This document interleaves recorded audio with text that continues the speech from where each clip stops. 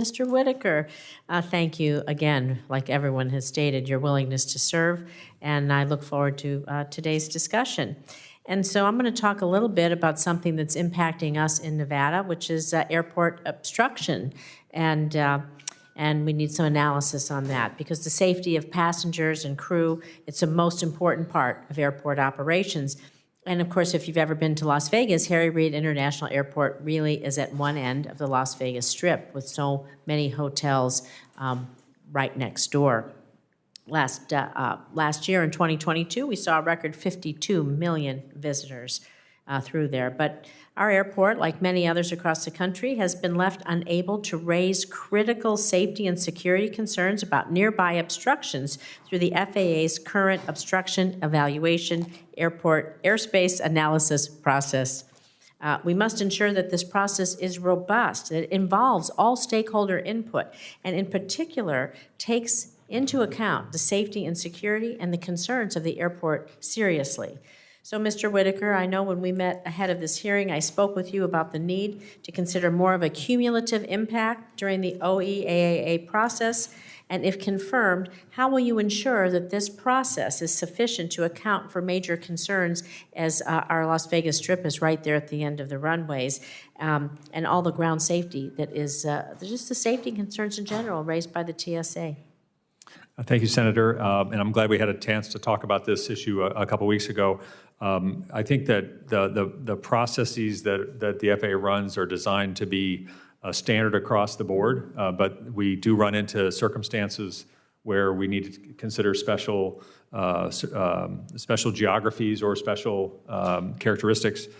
Our focus is on safety. Security is a somewhat different bucket, but I think it's a valid issue that you're raising, and given the geography of the airport and the proximity to the high rises in that area. So I think we can look at taking a more holistic look at that analysis. Thank you. I appreciate that. And on that note, we have a large stadium right there off the Las Vegas Strip. We're going to be home to next year's Super Bowl. We're very proud of that. But, of course, there are stadiums all across the country. And since the September 11 terrorist attacks, Congress and the executive branch have recognized the need to protect stadiums and large sporting events. We have a F1 race coming up around Formula One around Thanksgiving. Like I said, it's home to the Las Vegas Raiders. We have the Super Bowl, NFL draft. We are really emerging as a sports capital in the nation. And so this makes Las Vegas a very rich target environment for bad actors. And the FAA initially imposed temporary flight restrictions over stadium events, including for drones, and Congress subsequently strengthened and codified these requirements. However, sports leagues have reported an increase in violations of flight restrictions, particularly by drones.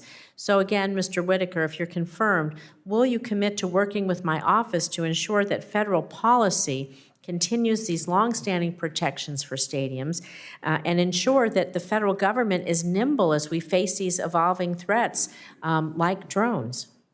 Yes, Senator, I can give you that commitment, and we will work with the appropriate law enforcement agencies to cooperate in that endeavor. Thank you. And finally, I'm going to just move on a little bit to cyber attacks because, again, we are no stranger to when that happens. And the NOTAM system outage in January, it really made clear to all Americans how dependent the world's largest economy is on air travel. And so how dependent we are, how antiquated our computer system is, and just so many things laid bare, obviously, in January. So while the incident spanning January 10th and 11th was determined not to be the result of a cyber attack, it did, again, really reveal the vulnerabilities at the FAA's NOTAM system security, its architecture, and it does raise significant cybersecurity concerns that we must be proactive about. So can you talk about the FAA's cybersecurity capabilities and how you would plan to improve in this space to prevent an attack? Thank you, Senator. My knowledge on the cybersecurity is about 7 years out of date.